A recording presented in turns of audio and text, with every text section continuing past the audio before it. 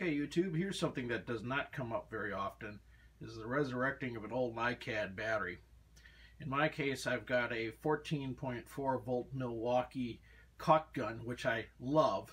Unfortunately, I don't use it often enough, and occasionally the battery goes dead flat. I mean, like dead flat, like it won't charge off of its own battery charger, right?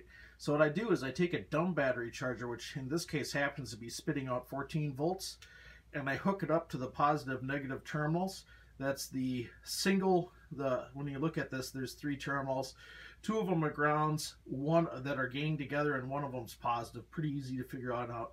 And so, since this thing started out as a stone, it's literally at half a volt, and you can see the millivoltage kicking up, 527, 528, 529.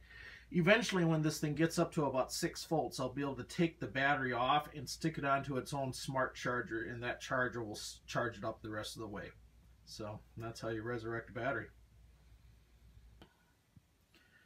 Okay, so this is the next day, and I've got 12.12 volts showing on the leads, and it's time to take this thing off of my dumb charger and put it on its own smart charger.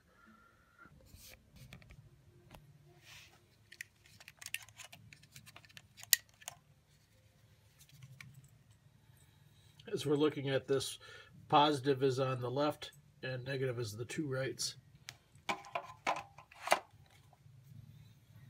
And kaboom! This thing's now going to charge. The battery was dead before.